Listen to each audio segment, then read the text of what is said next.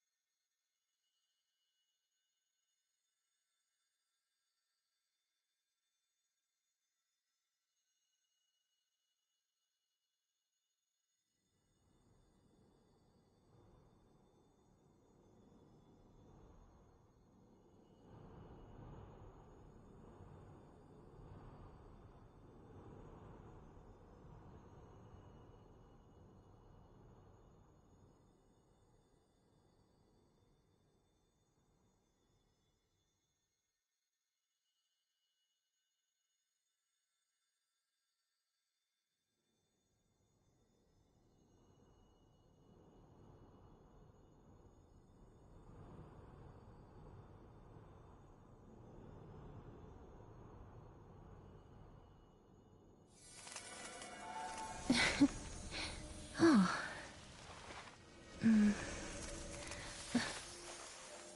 Oh.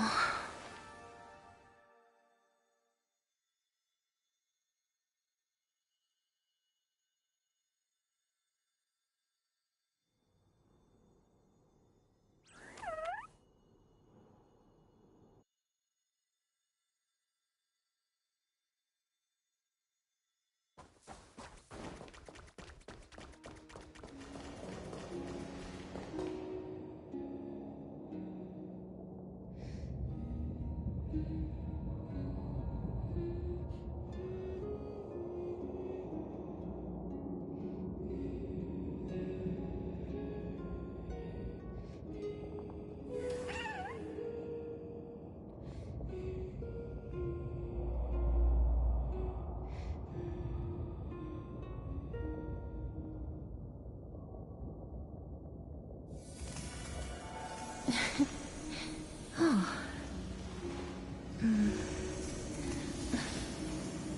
Oh.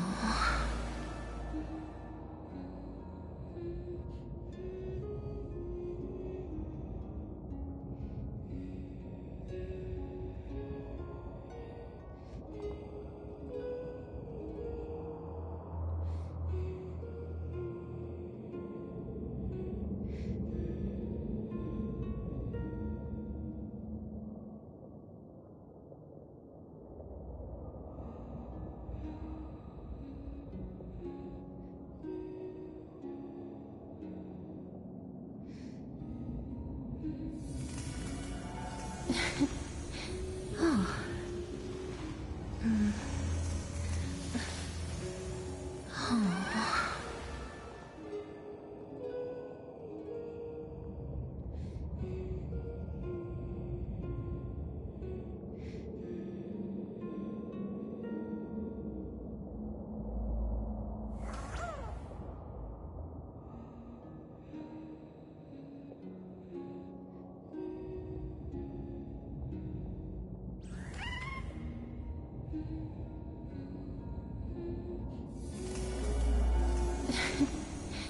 Oh.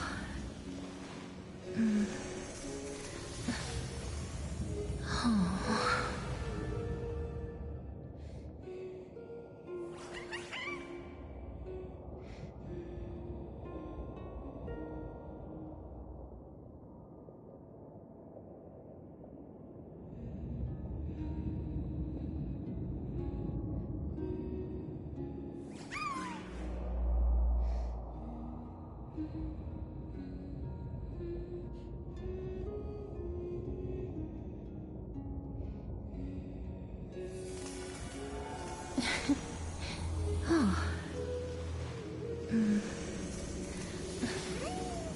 Oh.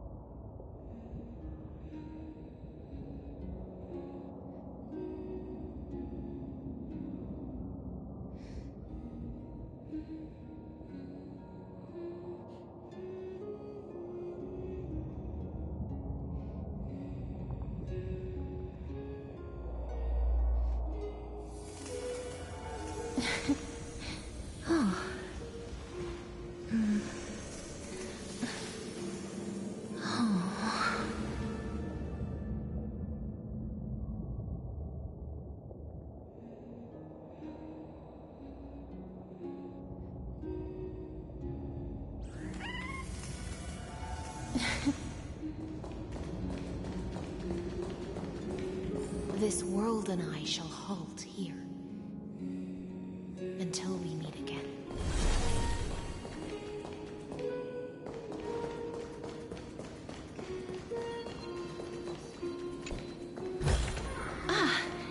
Make sure you keep it safe.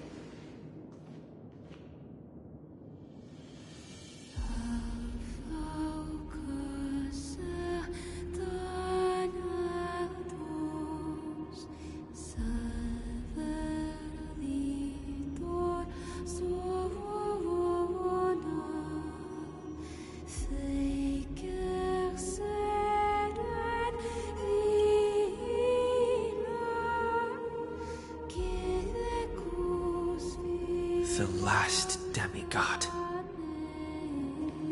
I'm here.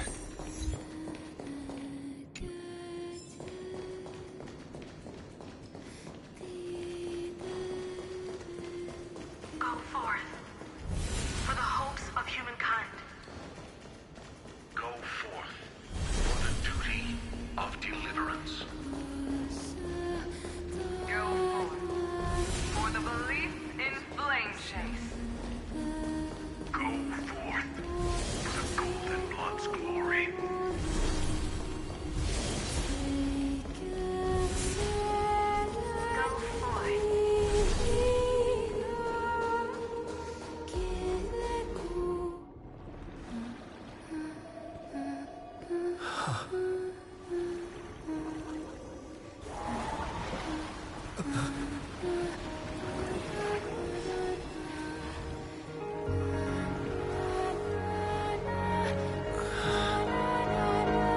Seems like my feast is over. It's now your turn to perform.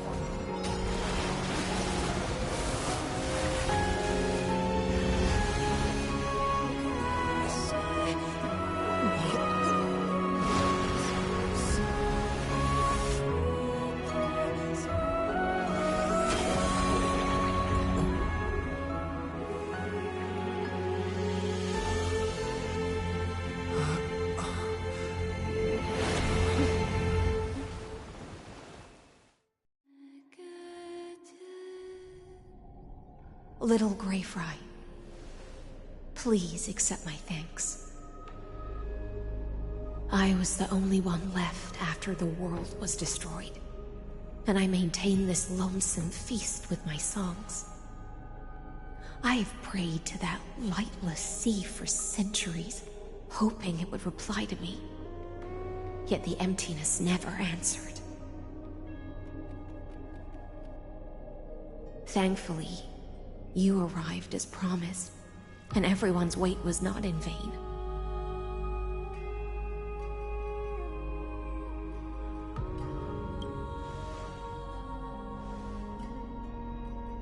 To see a single trace of light in the abyss of futility was already my greatest consolation.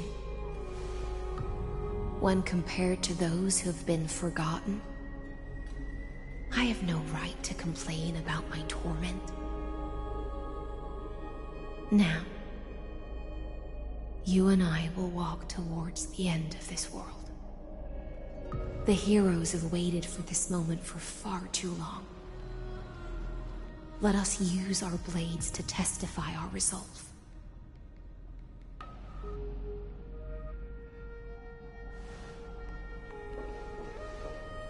Oh, prisoner of the seas. Theoros carrying 30 million cycles of sin. Slave of erudition. Show yourself. The Deliverer has returned. And the time of your execution draws near. I see an awakened human who has mistakenly taken fallacies as truths and has returned to the cave to try to bring his friends into the sunlight he once bathed in. Alas, prisoners will always be prisoners, blind to the very chains that bind them. As the only other existence with free will in this world, I express regret toward your choice. But I shall retain your right to express yourself. After all, every actor should have a final line before they bow out.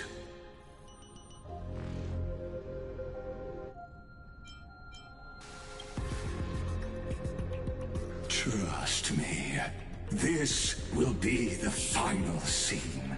The last dusk this world will ever see shall become the climax that decides the fate of the cosmos.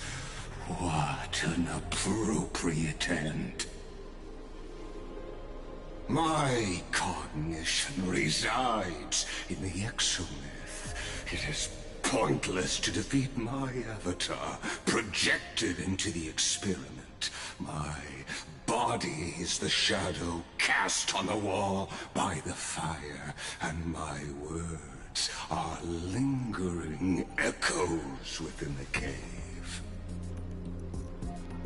How can a character in the play fight against the audience? Kaslana failed. The demigods' sacrifices were pointless. As for the two geniuses you placed such high hopes on, I ask of you, where are they now?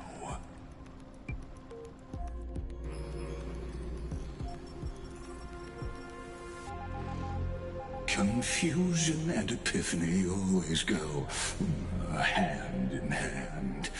That's particularly true for geniuses. You must be very confused about why you could not gain a straightforward victory in a world constructed by an ordinary Intellitron. An ordinary Intellitron? Cut the pretense, Senior Society member. We've torn off your meticulous mask and figured out Amphorius' true form.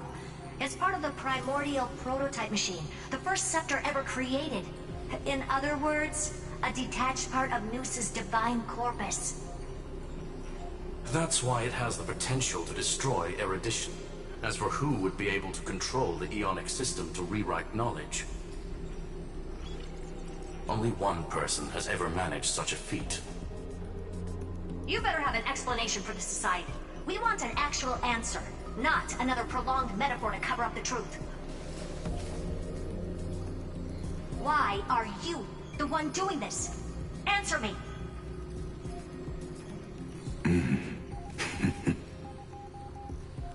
Since things have reached this point, I'll give you two irrational answer, purely as a courtesy to posterity.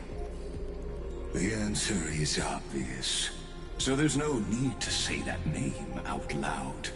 The cosmos made a mistake in calling me a genius. I do not possess more wisdom than those who came after me. I was just the first to touch upon the universe's border, and the first to define the prime mover of life with incorrect logic.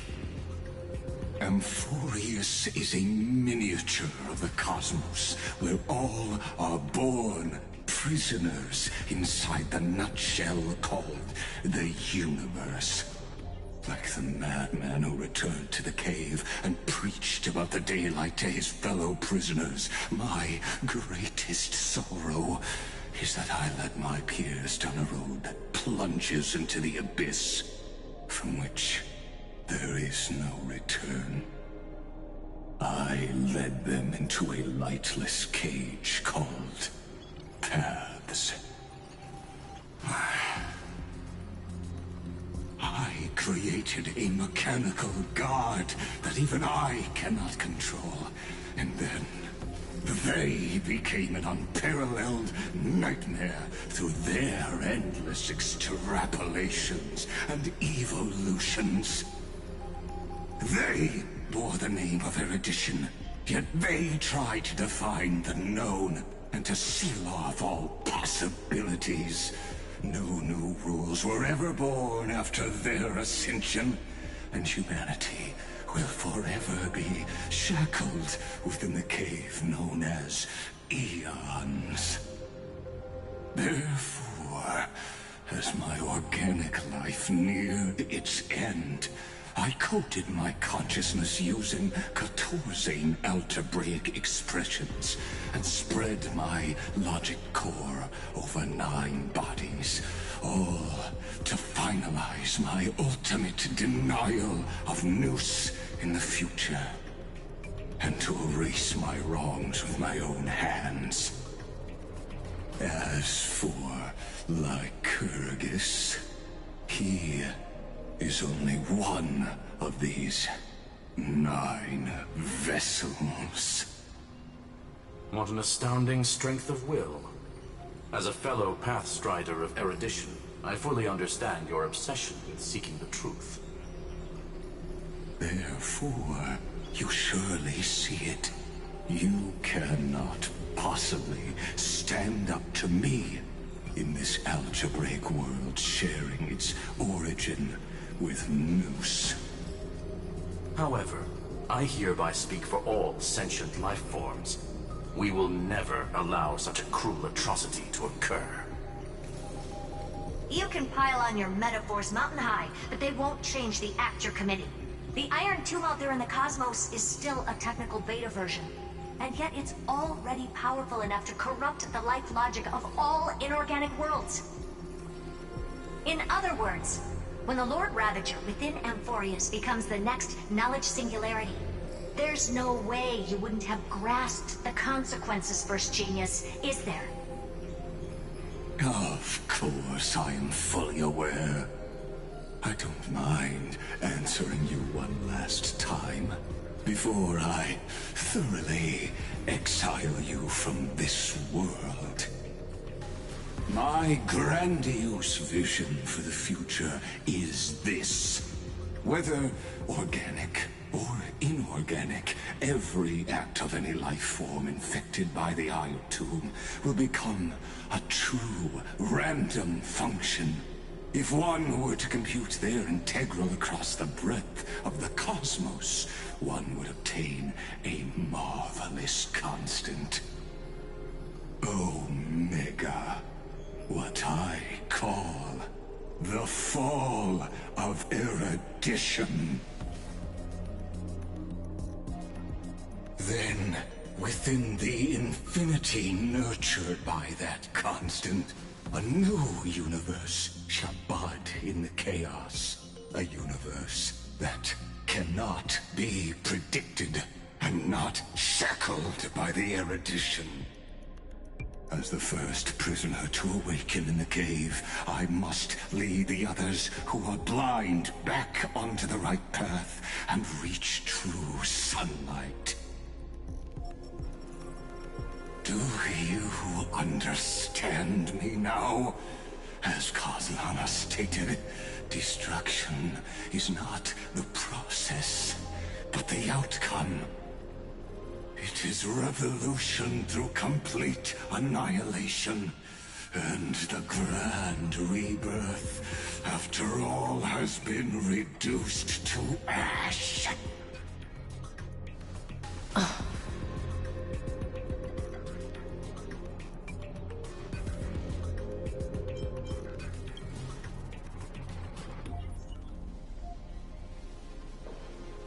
The Amphorians already answered long ago. Be it as tiny fish destined to be swallowed, or as a giant whale poised for a magnificent descent.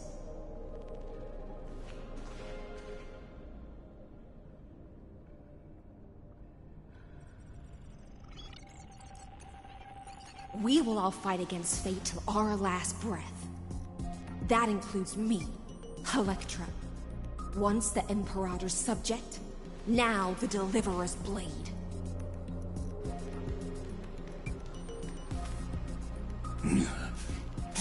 Oh, such noble chivalry. Admirable.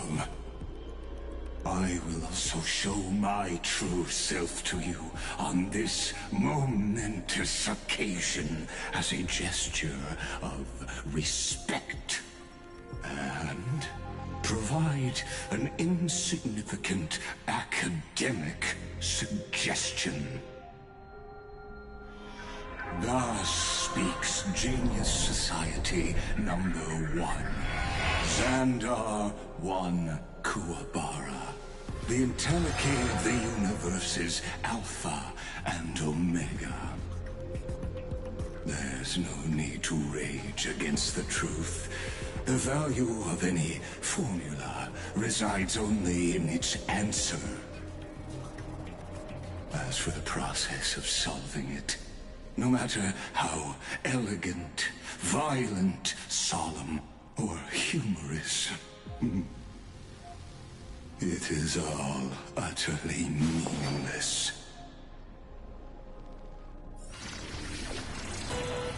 As the Theoros, I will.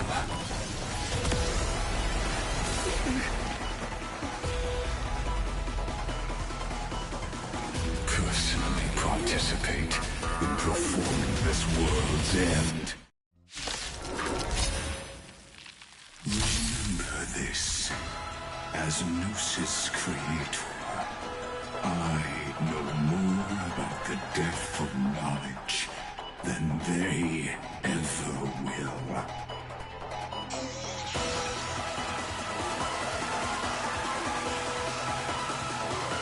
Careful. This is Lygas's true form. I must lose. Don't worry. Just clothe nightfalls. Is it coming? Hiding the west wind? Away we go! They're lost. Have some sunshine! The destruction needs introduction. Let us skip those. All inferences. Is this the black tide? Indeed. But I prefer to call it a method of argument.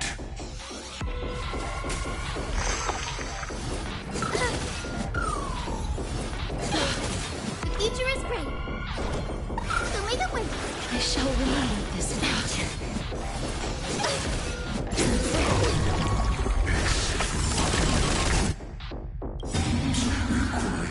Extraordinary evidence. Erudition, destruction, or trailblaze. No.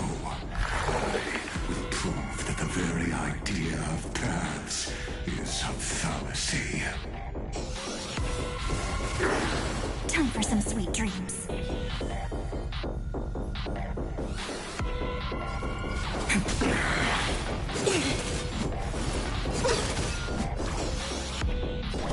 Have some sunshine!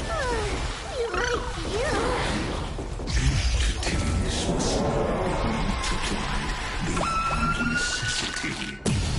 I do not demonstrating this to you personally. Hang in there. I'll do my best to repel the tsunami of the destruction.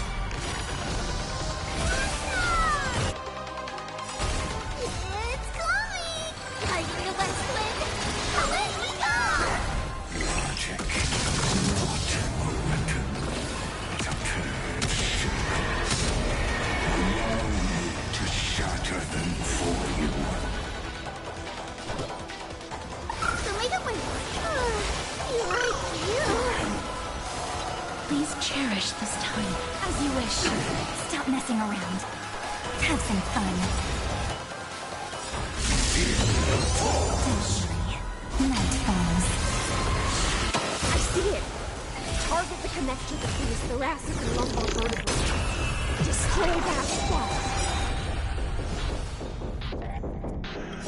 Embrace a new life. Return to dust.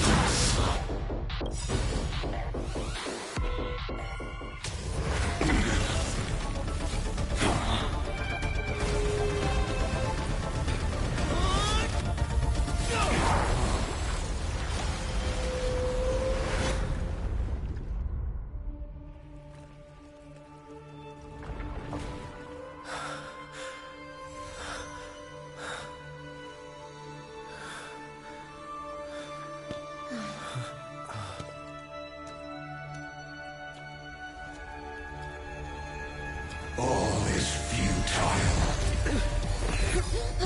In Erudition's calculations, the end of the saga is simply a comment awaiting deletion.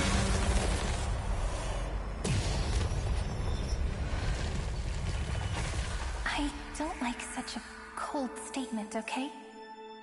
If numbers can decide the end of a story,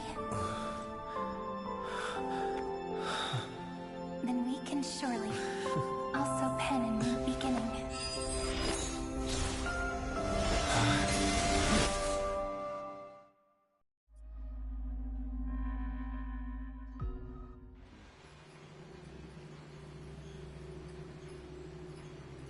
Screwy, what do you think? If your hypothesis of Lygas's identity is true, then even if we remove the restrictions of the Ultimate Protocol, the chances of us defeating him in a head-on battle will still remain lower than the acceptable threshold. Therefore, victory will still hinge upon Mr. Trailblazer and Miss Cyrene. Go on. Maybe we're thinking about the same thing. Lygas's cognition resides in the exomyth. He is both an instigator within the experiment and the observer outside of it. Logic. His inspiration circuit can simultaneously process the different time flows in and out of that world. That's where things get tricky. He simultaneously exists in two different timelines, where the internal clocks are wildly different. That old Intellitron's neurons have completely gotten used to that over this prolonged experiment. And that's why he holds home field advantage. You and I should be able to manage that too, if given more time. Unfortunately, there's no if, and we don't have more time. That's why we need to change our way of thinking and turn his advantage into a weakness. The key lies in memories, right? Oh? You caught on quick. You've already mentioned my friend and I, so it's an easy connection to make, no? My intuition has always been very on point. Good. Then I'll cut to the chase. Since his thinking speed far exceeds that of normal people within Amphorius, we are going to externally plant a memory into his inspiration circuit. Then, command it to loop endlessly until he gives in. Even the most flexible and sturdy inspiration circuit cannot withstand the traffic of a full-on information flood. When the amount of information exceeds his cognition filter's capacities, he will have no choice but to focus on processing this memory. That's when the parallel processing advantage he gained via Amphorius will completely destroy him. An image from a person's memory played in real time might only be a second for us. But for him in Amphorian time, it could be millions or even billions of calculations. He won't be able to do anything but watch as he's locked into this prison forged by memories. Then we can entrap him in the same kind of cycle as the heroes were in, and get him to experience loneliness and pain in that endless recurrence. It's my greatest honor to be on the same page as the geniuses. That little one is still in that old Intellitron's hands, and won't be able to respond to us anytime soon. But I don't think he'd refuse, so it's up to you to figure out how to execute this plan. I'm not sure how this happened, but I knew it as soon as I saw you. You are currently a mimetic entity of the Remembrance. Yes, I seem to be something you folks beyond the sky call a memo sprite. But that's fine by me. It suits me perfectly. I can serve as the vessel of memories, and do my part for the final battle. But before that, we have to tell you. The path characteristic you exhibit is very special. There's no way you're just a simple memo sprite.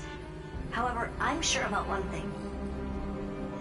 You are a mimetic entity born in Amphorius, yet you only awakened with the Little One's arrival, and only matured as he embarked on the path of remembrance. That means your existence is completely attached to his memories. If there ever comes a day when he forgets about you for even a few seconds, or loses his last connection with Amphorius, then you must be prepared for the worst. You will disappear in the memory zone, utterly gone, without even a single line of data to remember you by. But that's already happened, hasn't it? No wonder I've always had a weird hunch. But that also means I was right in thinking.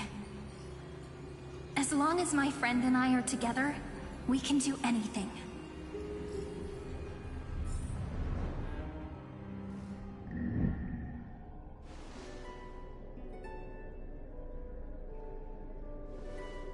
Long time no see, friend. Did you miss me while you were away?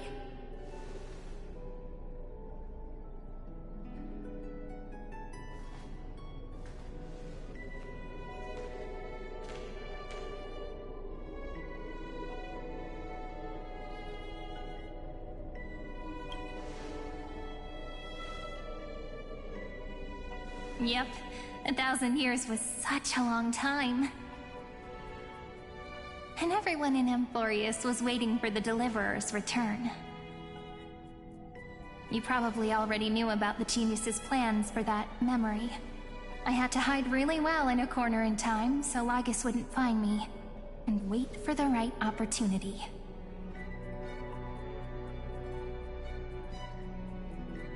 Which is now. The moment when his manifestation in this world is destroyed, and his twin timelines are intersecting.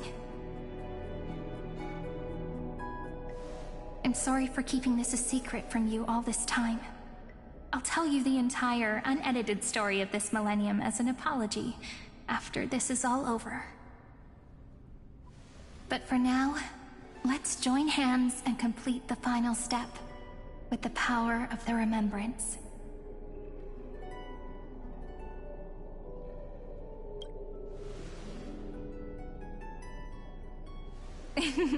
Yup. By the way, speaking of joining hands...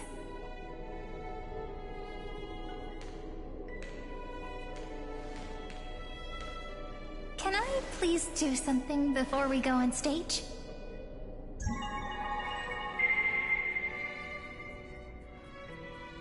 Remember the joke we made back at the Grove? Look! Aren't my hands pretty now? What a fascinating feeling. Like countless memories all swelling up at once. What about you? What did you feel when we touched each other?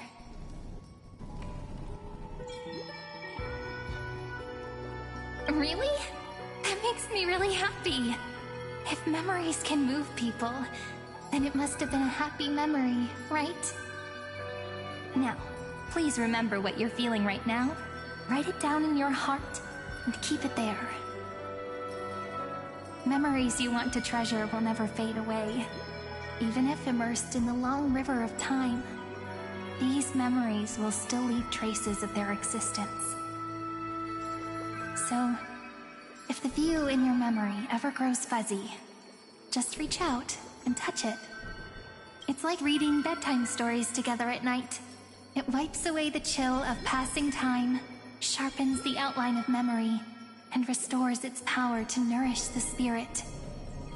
Now, I'll carry this power with me, and for a little while, I must part from you, as I step into the long cycles of this world. Give me your blessings, friend. Then, let that bright future be, as we have written. Then, I'll leave it to you.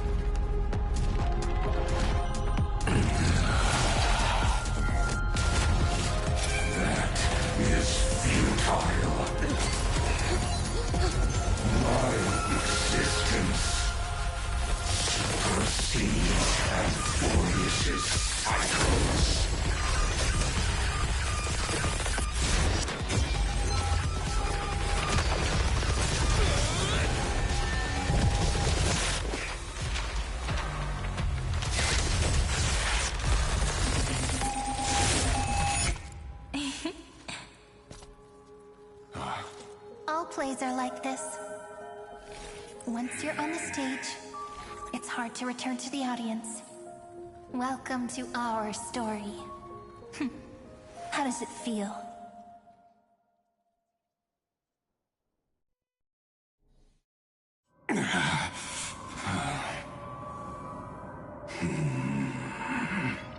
Even the authority of time cannot command the entire scepter, nor can it plunge the Amphorian extrapolation into a loop.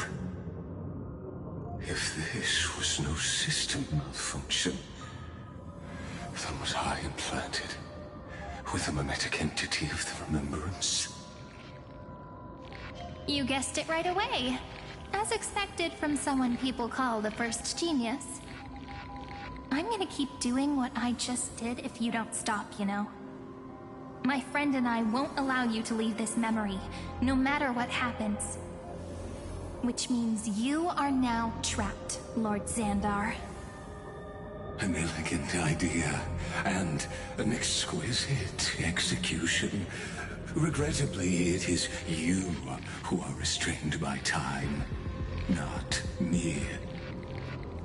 Know that patience is my greatest weapon. Waiting and victory are the same for me. You will crumble before I do in this moment stretched out to an eternity, just like Kazlana will. Yet all I need to do is to wait, as yet another futile bug falls down the cliff and into the bottomless abyss. Now I'm a pink bug? My looks are seriously changing all the time. But you're not wrong. We're definitely not gonna solve the problem if we just put you in another prison.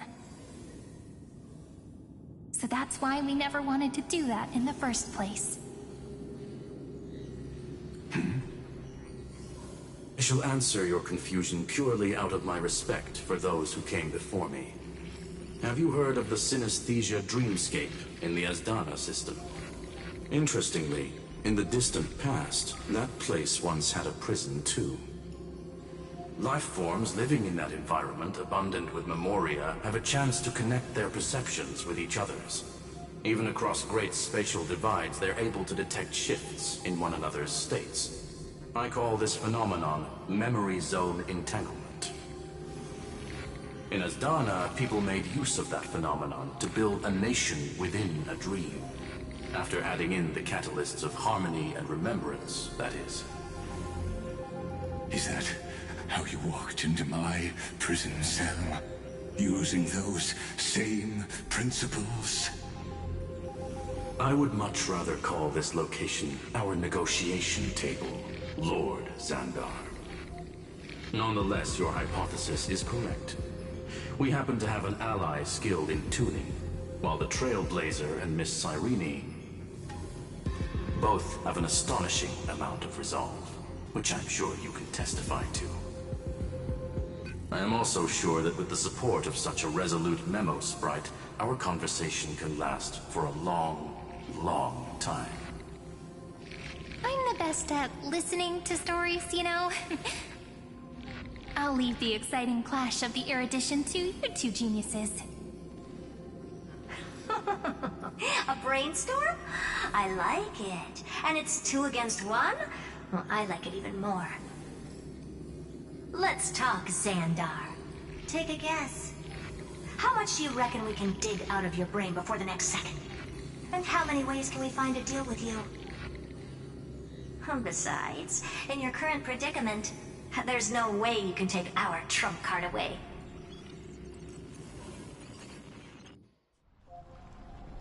Go, little one. Go. Overturn the Era Nova. Lycurgus disappeared? It seems you had conducted a secret hunt in the depths that even I cannot reach. In that case, go. Swim onward and give this campaign a fitting end. I shall send you off with my song, Grey Fry. May this song penetrate time and become the prelude to the new world.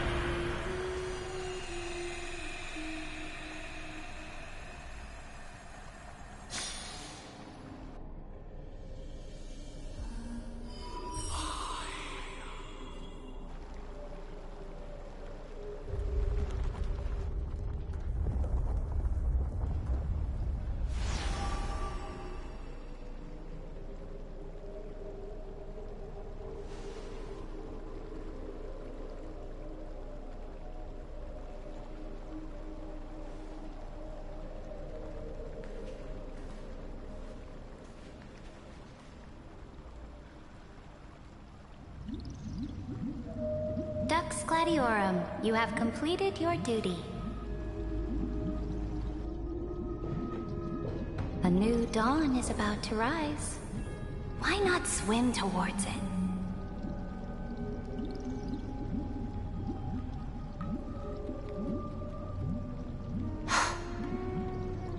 You died long ago, Imperator.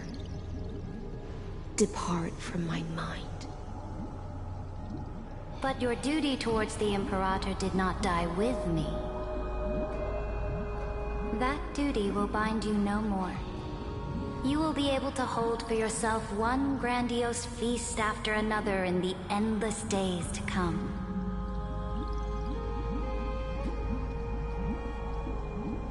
So go. Go and swim towards that ocean beyond the sky with the Deliverer. Is this? A page out of that sidekick's book. I commanded her to gift this page to you when everything finally reaches the end. What's on this page? Memories. Lifelike memories.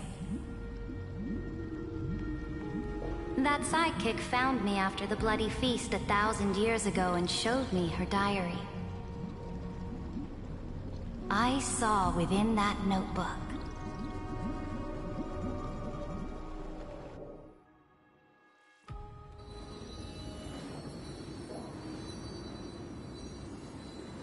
Is this that Deliverer's experience?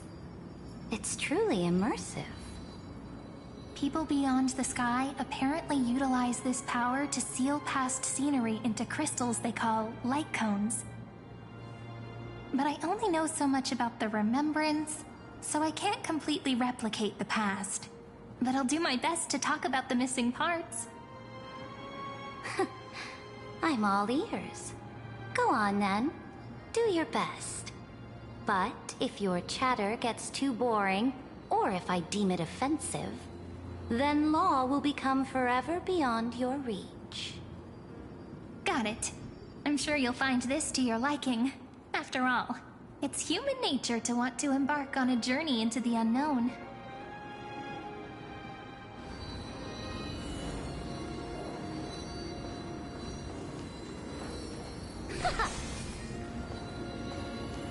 What brightly colored annals! The journey of the Deliverer's conquest. Let me partake in it. Is this a fortress in the sky? This is the first step of my friend's journey among the starry seas. This place is called the Herta Space Station. Just think of it as a supersized grove of Epiphany. Oh, so it's the territory of that witch. She and another Antikytherian lent me a helping hand back at the banquet. Look, over there. Looks like he's talking to Madame Herta in his memory. Let's go listen to what she thinks about this world, all constructed by eons and paths. Are you telling me that woman is Herta? She seems shorter than I remember.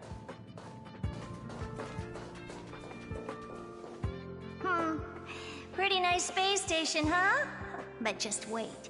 After a couple more stops on the Astral Express, you'll see sights that'll make this place look ordinary. Oh, the cosmos is so vast that the unknowns far outnumber the knowns. But none of them will end up being anything amazing.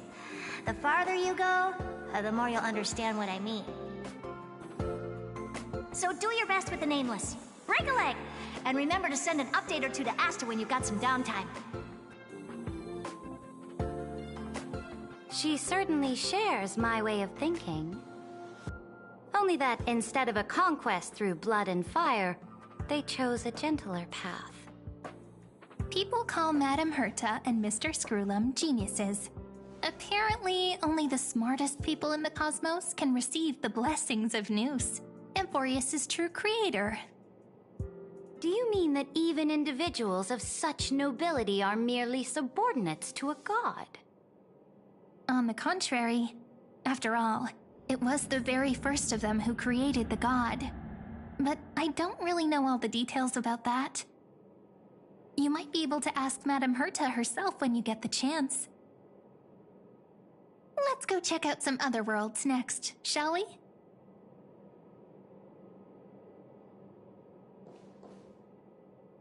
Oh, the cosmos is so vast that the unknowns far outnumber the knowns.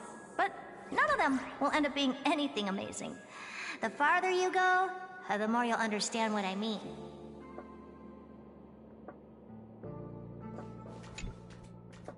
This next stop on the journey has a lot of similarities to Amphorius. A snow-covered land? Interesting. This star is named Eurillo 6. That name sounds so cold. Belobog sounds better. The girl we see here holds a similar station to you, Imperator. She's the supreme guardian of this world, a leader who took up the mantle of government during a disaster. I did not expect the Empress of this world to be so young. Well, your appearance isn't much older. The object in the distance resembles Nikador. Is it a weapon? No, it's called... Right! The Geological Reconstruction Unit. Just Giorios' Titankin? Disappointing.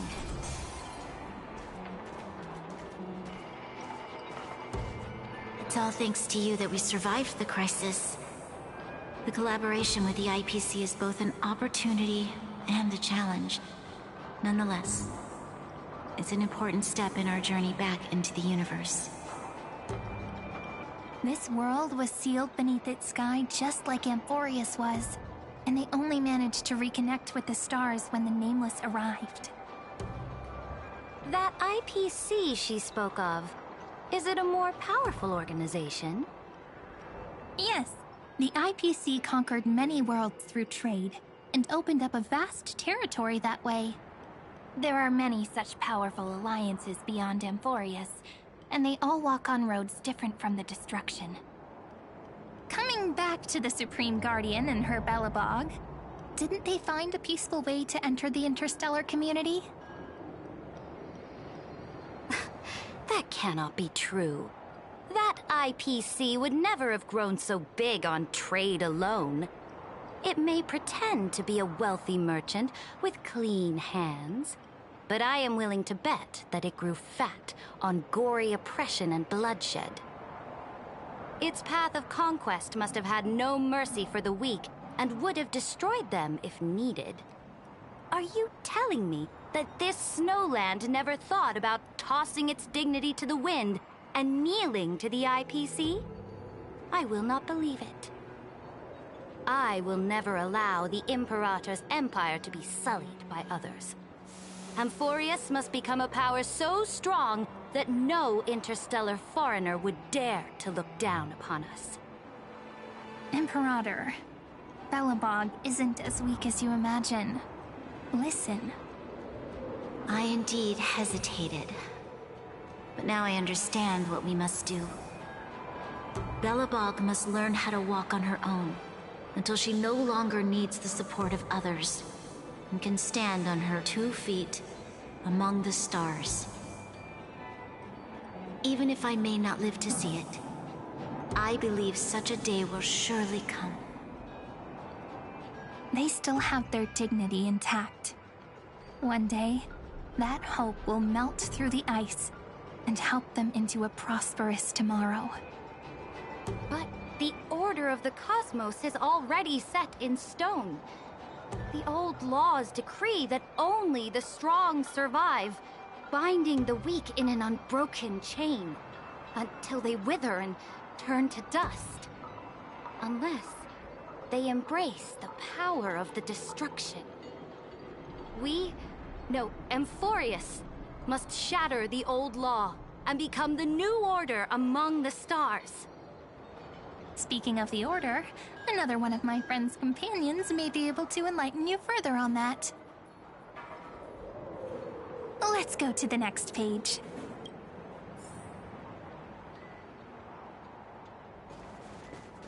This next world is a nation of dreams. The first time I heard about that place, I didn't even know what to think.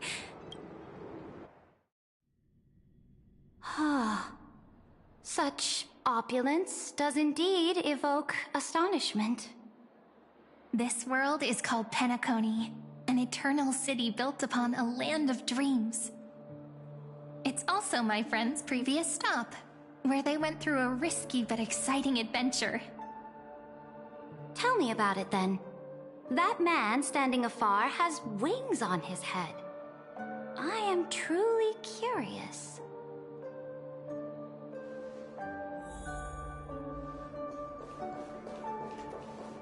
I wish to gaze upon the views of the Reverie Hotel one more time. I'll be just a traveler when I come back here again. And perhaps, through a traveler's eyes, even the things I once knew so well will feel strangely different. Penacony is a land of the harmony, where all dreams and hopes merge and combine. It believes in unrestrained freedom, and that's how it lost itself in shallow delights. Then, this young man before you chose to rewrite its laws, using the power of the Order, hoping to shape a dream-bound paradise of perfect happiness. Yet, the paradise of my dreams remains far away. Perhaps a brief journey with the Nameless can show me more possibilities in my search for paradise. As for what Penacony should look like, it'll be up to her. No, up to their trailblazing now. Oh, it sounds like this ideal kingdom is no more. That's right. The people chose to wake up at the end. You can't see tomorrow when drowning in sweet dreams. This individual's law acknowledged only gods and constructs, leaving no space for humanity. And yet, the fact that he could accept defeat and resume his journey shows a rare self-awareness and clarity of mind. You are also very self-aware, Imperator. Then you must know that the world promised by the destruction also has no place for humanity. I am indeed very aware of Lycurgus's honeyed words of deceit. I have seen enough. Take me back.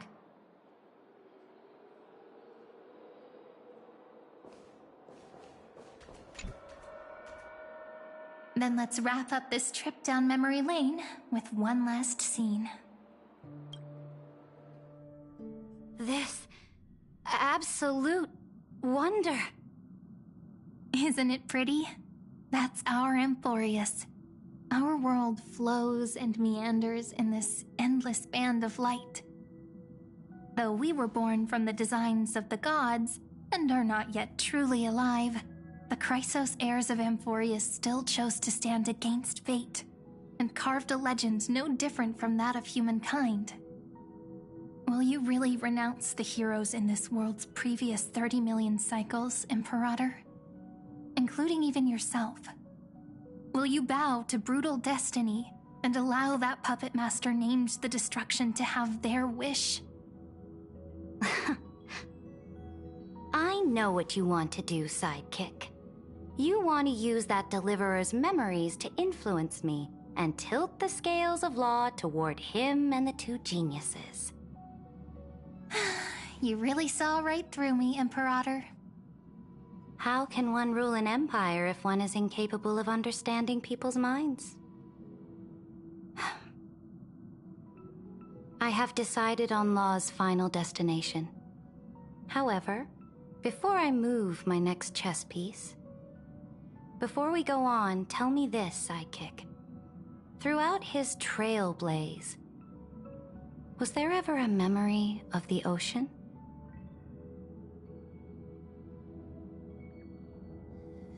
The ocean. My cradle. My home. You shall complete your conquest in the ocean at the boundaries of this world. and eternally slumber in the sound of tides. You shall eternally slumber in the sound of tides, and complete your conquest in the ocean at the boundaries of this world. Our prophecies aligned as flawlessly as a sea snake circling upon itself. An elegant loop, like a joyful hymn, like the circulating ocean current, like our two fates, like Amphorius itself.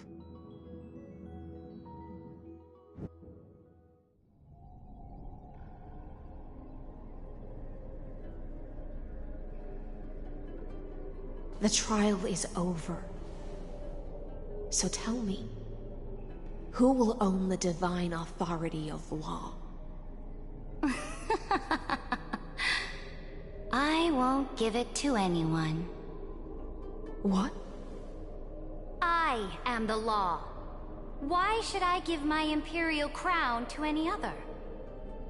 Both the Deliverer and the Theoros came from beyond the sky. They have no right to interfere with the lands I conquered with my own two hands. The law of Amphorius shall be determined by Amphorius's master. What exactly did you see in the trial? Everything. I saw everything regarding the rules of this world's operation. I saw the laws of extrapolation that Theoros spoke of. I saw the ultimate protocol. As long as I offer a sacrifice of equal weight, I can rewrite the laws of this world according to my will. I can turn good into evil, ugliness into beauty, and weakness into strength. Fate gave me a very fair deal. One rule change for the life of one demigod. What are you planning to do? You can't guess. We can conquer the stars without relying on any power from beyond the sky. We just need to make some reasonable sacrifices. Your ambitions have already made so many people give up their lives for the law. And you're still not done? I am determined for Amphorius to stand on her own 2 feet among the stars. You are beyond reason. You think such a simple and hypocritical statement can justify your atrocities. There's no new without destroying the old. That's what you consider an atrocity? Ironic, for that is also the unchanging law of Amphorius's revolutions. Ever since the Flame Chase prophecy resounded in the distance, fate has decreed for the Chrysos heirs to ignite our blood and illuminate this dark age. People would still be puppets of the old dynasty if it weren't for my conquests. But your world doesn't seem to be any different from your predecessors. Bloodshed, tyranny, oppression. You're making the same mistakes they did. Go and see everything for yourself. Go to any library I've built. Go listen to the rumors on every street corner. Go and witness how the Imperator crushed the old laws and forged new ones. Go and see what my conquests brought to this world. I cleansed the Chrysos War's filth, and mended all the conflicts left by the Arabellica. I restored Akima's might, and allowed mortals and Chrysos heirs to face each other as equals in the Council. I punished all sins, and rewarded all achievements. I smashed Talantin's shackles, united humankind to save themselves, and started the Flame Chase era. That's what the Imperator has done in her glorious life. So now, hearken to my final words. History will eventually forget Ceridra. But it will never forget the Imperator's people, or the Flame Chase era she began. Final words?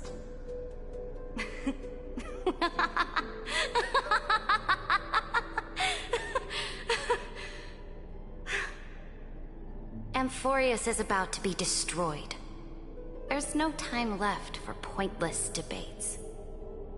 There is only one law I want to overturn to aid the final battle of deliverance. So I will only offer the life of one demigod. In the name of the Imperator, I command you one last time, Electra. Either sacrifice yourself for conquest,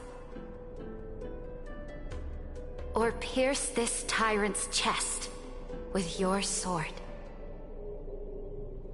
Thus, the Imperator concluded her final speech. At the end of her life, at the last moment before she stepped onto the altar, she gave her most loyal subject the choice to decide fate, just as she promised her compatriots before her very first campaign. My blood flows in you now. Heroic compatriots, follow me, and we'll seize fate's reins! The Imperator fell. Some say that the Dux Gladiorum turned traitor and killed her liege. Some say that she imprisoned the tyrant in a shallow pond of water, then left. Which meant the Imperator had to kill herself to rewrite the law. There are countless stories about her death. All we can be sure of is when the Knight left the Vortex, the Imperator was still mumbling about their past conquests together. The beginning and the end of her existence. Imperator, wait! How could someone of your status come to the front lines? Let me be the flag bearer! The troops defending the pass to the west of the Grove, have they surrendered? They ran as quickly as they could when they heard your name. The Golden Cocoon Pass is now in the First Legion's hands. Good. What about the Delosian militia? The Third Legion set fire to the mountains and flattened everything west of the basin. They just need a few more days. That is enough. We cannot afford to miss an opportunity for victory. Lastly, how many Ladonian cannons are left?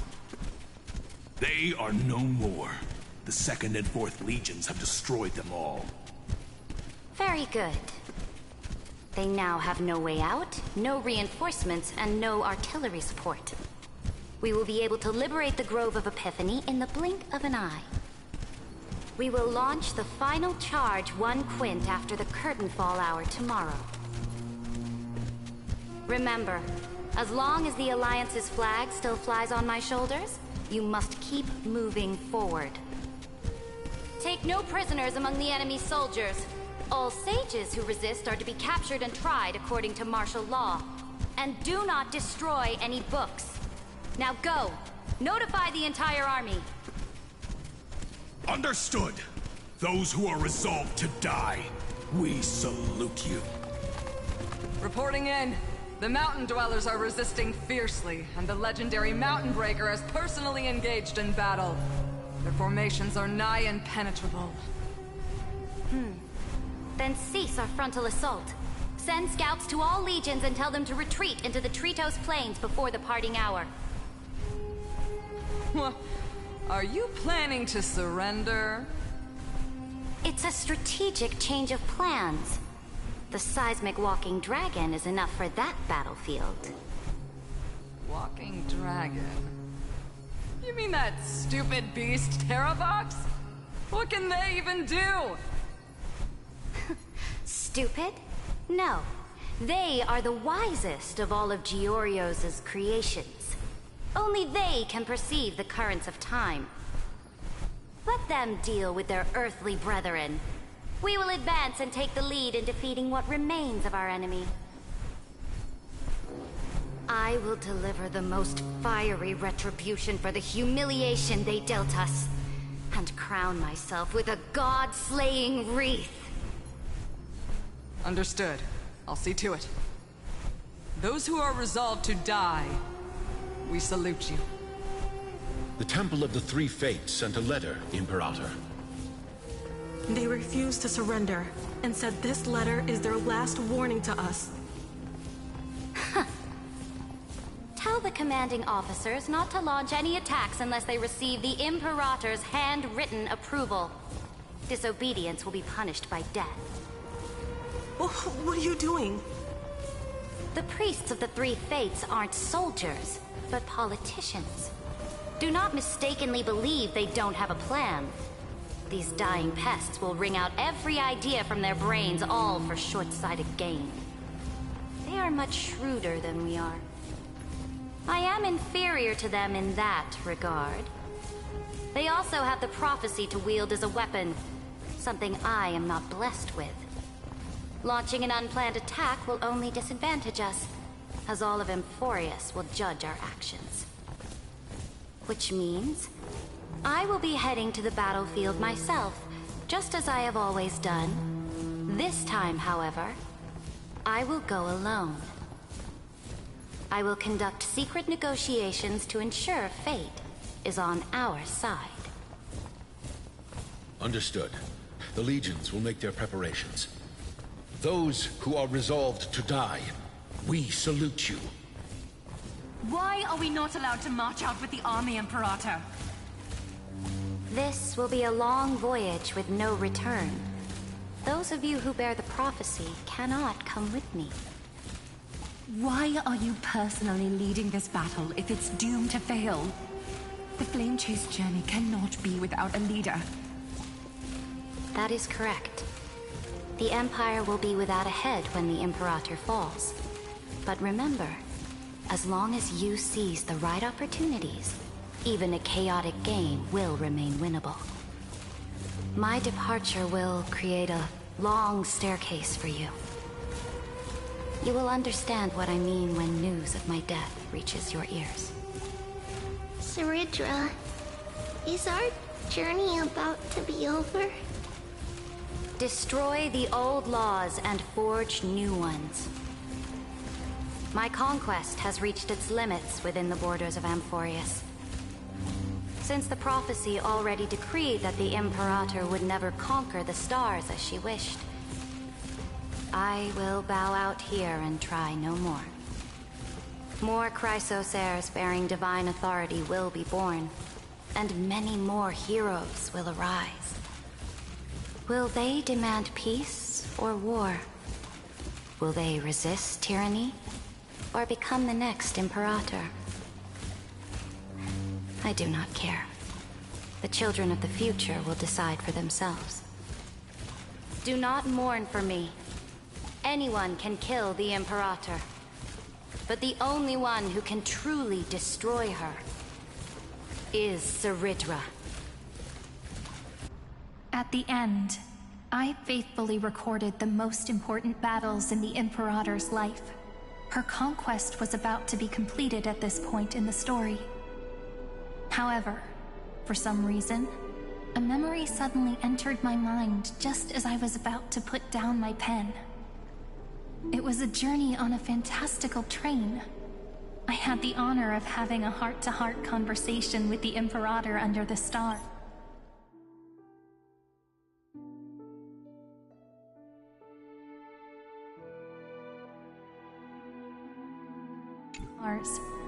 And I asked her this question at the end of that discussion. How do you want history to remember you? As a hero who gave up her life for the Flame Chase? Or as a tyrant? She answered so quickly, as if she had made up her mind long ago. I would rather be forgotten than be defined.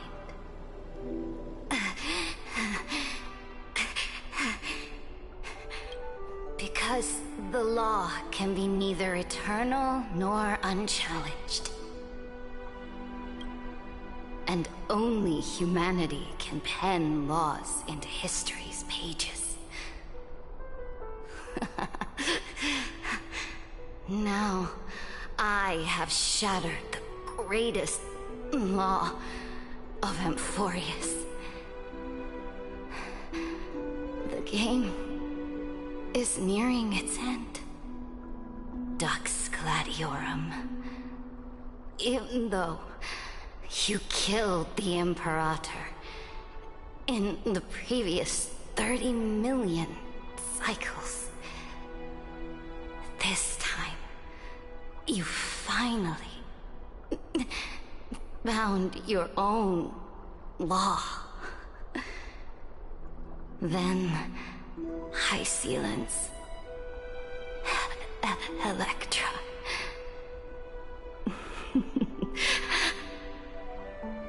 I will ask someone to deliver the prophecy's ocean at the boundaries of this world to you. Will you choose to swim into that ocean? I do not care.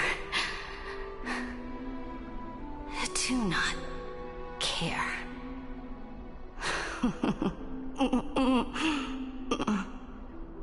The Imperator muttered about her conquests, and news of her death spread in the city. Freedom! Liberty! The tyrant is dead! Go!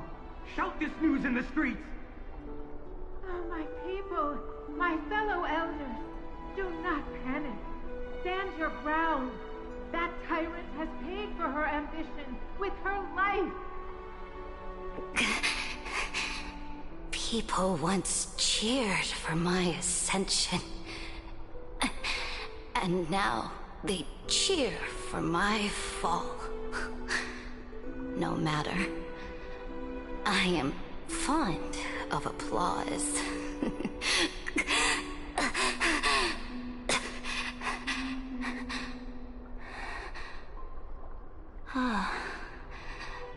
I see the cosmos, the battlefield that I cannot reach.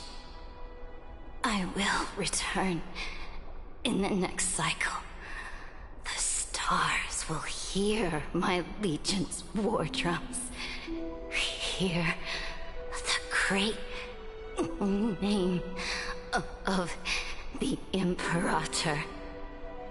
Hear Amphorius's Serid.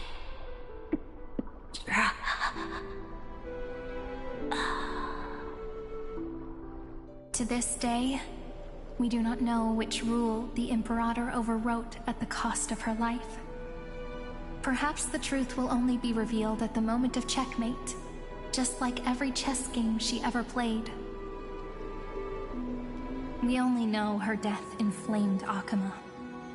On one side of the city, those who defended liberty toppled her statues to the ground. On the other side, her supporters put themselves between the masses and her monuments, declaring loudly that the Sovereign is still among the people. It is said that golden blood congealed into the same letters everywhere they fought. It was the name borne by Akama's first and final sovereign, the Imperator Seridra. But the one who bore that name did not see any of this. Her gaze was cast far away, and the sound of tides in her ears drowned out the people's cries. What was the Imperator thinking about in that prophesized ocean at the boundaries of this world? In that shallow puddle of stagnant water, was she reminiscing about her past conquests? Or repenting for the millions killed for the flame chase? It was neither. The Imperator only saw how the surface of the water gleamed like that crude chessboard, dissected by light and shadow in the afternoon when her teacher played against her for the first time. Look at this chessboard. What do the pieces look like? They are strangely beautiful. They look like the stars in the night sky ablaze.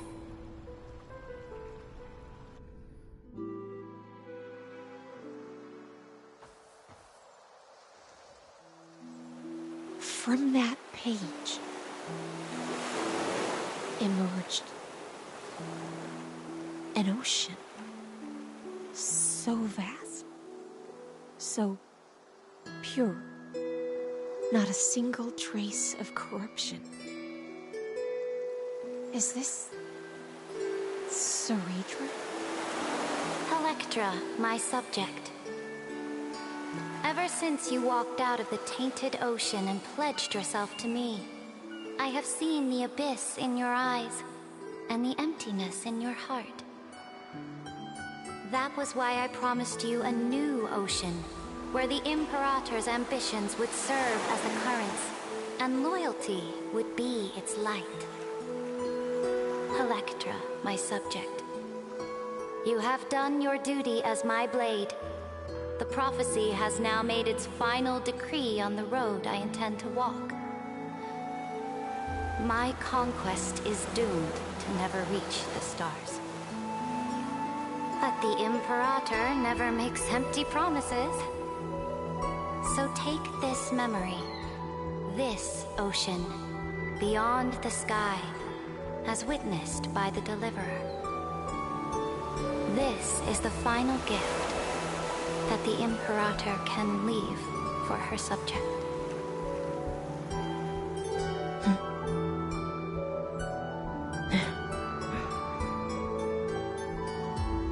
When I was still a fish in the ocean, I always felt so genuine swimming through the waters.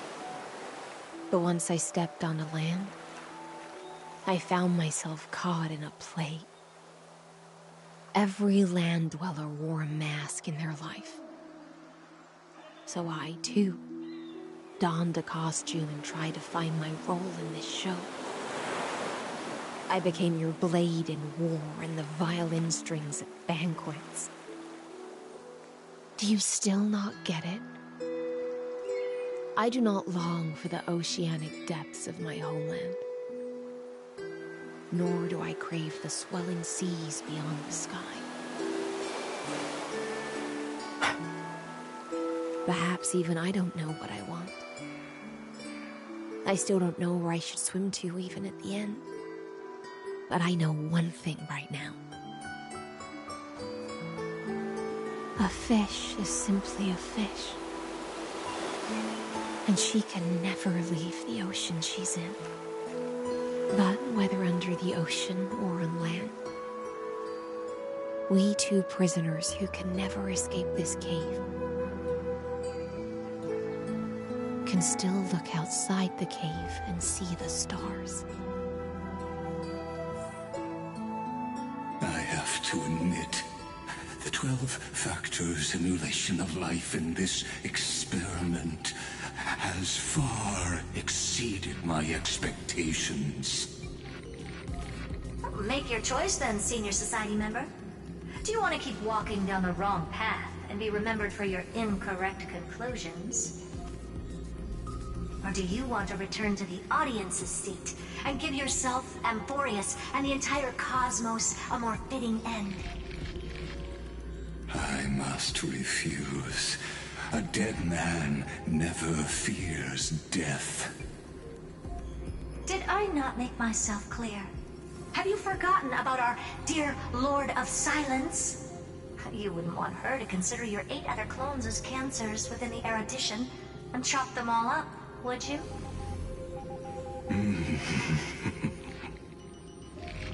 Your logical deductions are vastly different from mine. Therefore, allow me to provide one more academic recommendation. Listen, my peers.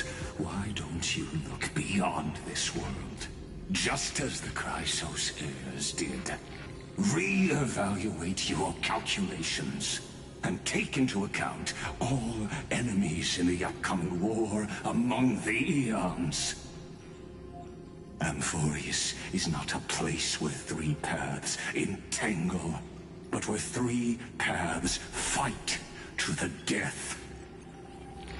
You used Memoria to resist me, but did you not consider the possibility that the Remembrance and their children might have taken this opportunity to join the fray as well.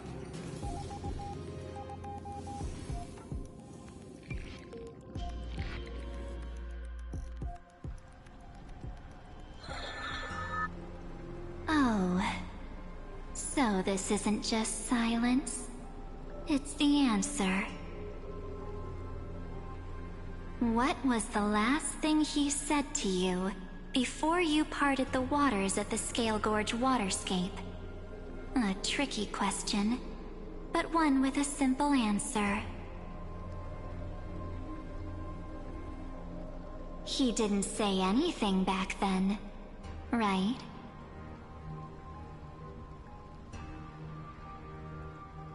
That's correct. And now I'm sure. You are not March 7th. There's no way she would remember that detail.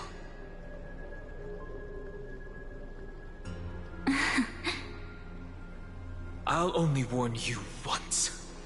Leave her body. Now.